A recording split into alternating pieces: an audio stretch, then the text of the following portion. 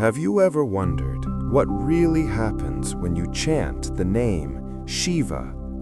Not just spiritually, but scientifically, inside your brain, your body, your consciousness. Because what you're about to hear might completely change the way you see meditation and even reality itself. Close your eyes for a moment and imagine silence. Not the silence of the outside world, but the silence inside your mind. That deep, calm space where thoughts slow down and something else begins to awaken. Now think about this. For thousands of years, sages, yogis, and seekers have been chanting one sound, one name, Shiva. Why? Was it just belief? Or was there something deeper, something hidden, something science is only now starting to understand? Let's go deeper. When you chant the word Shiva, it's not just a word, it's a vibration. Every sound you make creates a frequency, and every frequency interacts with your brain. Modern neuroscience tells us that when you repeat a sound rhythmically, especially something like Shiva, your brain waves begin to slow down. From fast beta waves associated with stress and overthinking, to slower alpha and theta waves associated with relaxation, creativity, and deep awareness. In simple words, your mind starts becoming calm. But that's just the beginning, because something even more powerful starts happening. When you chant continuously, your breathing naturally slows down. And when your breath slows, your nervous system shifts from fight or flight to rest and heal. Your body starts repairing itself. Your stress levels drop.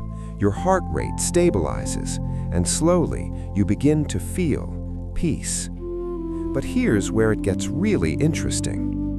Ancient yogic texts describe Shiva not just as a god, but as a state of consciousness, a state where there is no noise, no ego, no fear, only awareness.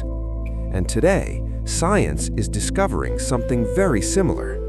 Researchers studying meditation have found that during deep chanting or mindfulness, a part of your brain called the default mode network becomes less active.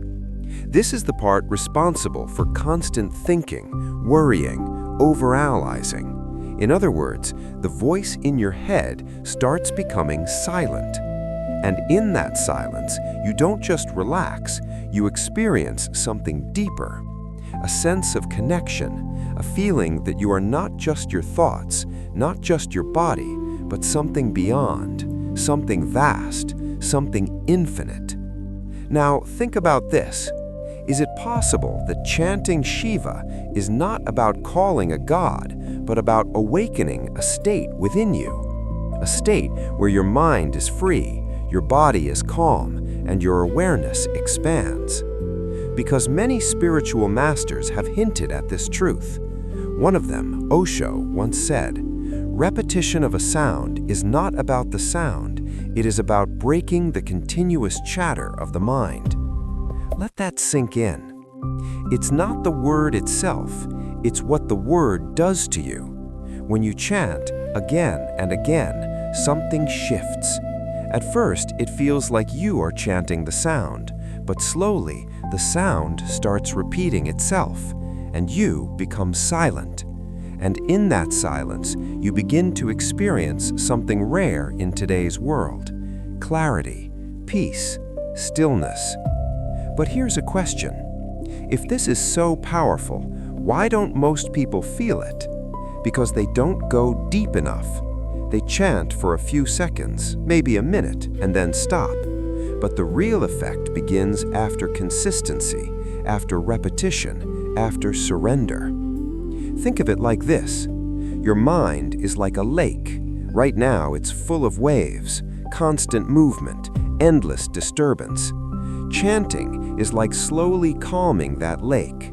At first, nothing seems to change, but with time, the waves disappear.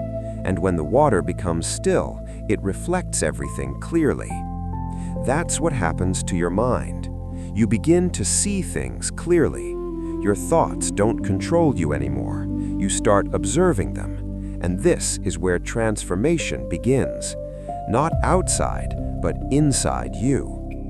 Now let's connect this with science again. Studies show that repetitive chanting or mantra meditation can increase something called neuroplasticity. This means your brain literally starts rewiring itself.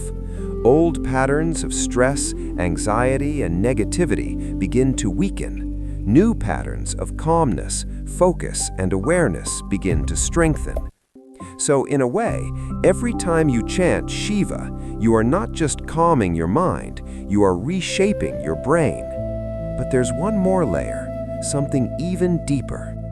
Sound has always been considered a form of energy. In physics, everything is energy, everything vibrates. And when you produce a sound with intention, with awareness, that vibration doesn't just stay outside, it resonates within you. Your cells, your body, your mind, everything starts aligning with that frequency. This is why ancient traditions placed so much importance on sound, not as religion, but as a tool, a technology of consciousness. Now imagine if you take just 5 minutes every day, sit quietly, close your eyes, and slowly chant Shiva, feeling each vibration, not rushing, not forcing, just allowing. What do you think will happen after a week, after a month, after a year? Will you be the same person, or will something inside you begin to change? Because the truth is, real change doesn't happen loudly. It happens silently, slowly, deep within you.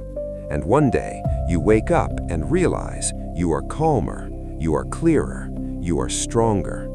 Not because the world changed, but because you changed.